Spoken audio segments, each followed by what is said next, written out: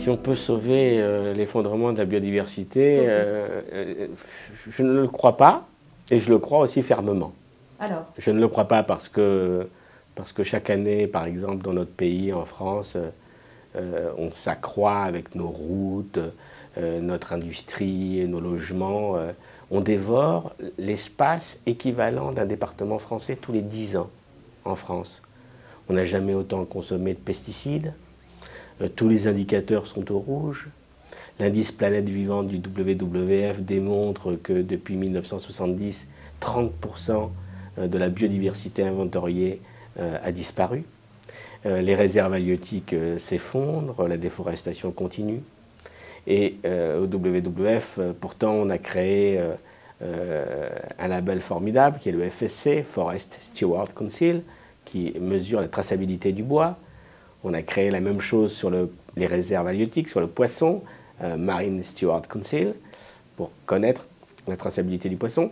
Donc il y a en même temps, devant des indicateurs tous pratiquement au rouge, des actions qui montrent que si on met toute l'énergie que nous avons dépensée pour créer ce soi-disant monde du progrès, eh bien si on le déplaçait vers une société durable, peut-être ça serait possible.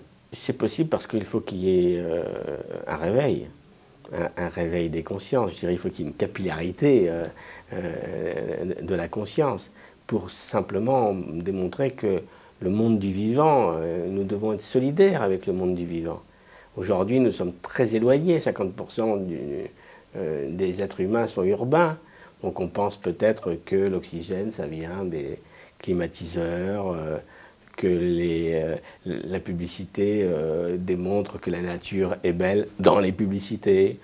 On s'est coupé du monde du vivant. D'ailleurs, regardez, on l'appelle le monde sauvage. Donc dès qu'on voit une araignée dans une pièce, dès qu'il y a un moustique ou une mouche, vite de l'insecticide. Pour défendre les baleines et les pandas, là tout le monde est présent et c'est vrai que nous avons beaucoup de sympathisants là-dessus, mais le lombric, le ver de terre est aussi important que n'importe quelle espèce, sinon plus. Sans les lombrics, nous disparaissons. Sans les lombrics, il n'y a pas d'oxygénation de la terre. L'ensemble des lombrics pèse plus que le poids humain. Et pourtant, les lombrics, nous les massacrons avec nos pesticides et autres intrants. Dans notre agriculture, qui nous nourrit.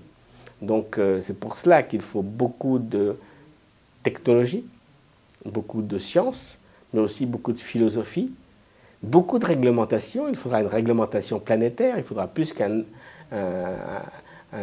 organisation mondiale de l'environnement. Est-ce qu'on a des raisons d'être optimiste? Est-ce qu'on a quelques-unes des raisons pour être optimiste? Franchement pas. Je pense qu'il faut être réaliste. Voilà. Donc il faut convertir une économie. Nous ne voulons pas simplement que de l'incantation, du yaka, il faut qu'on, les gentils d'un côté, les méchants de l'autre. Mais il y a des vraies questions à poser.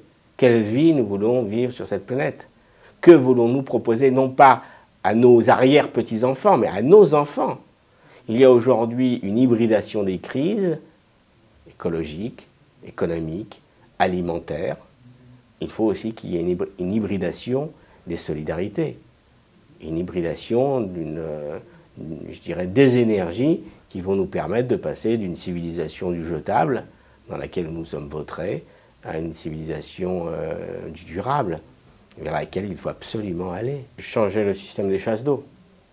Vous vous rendez compte que les chasses d'eau, c'est un non-sens écologique absolu.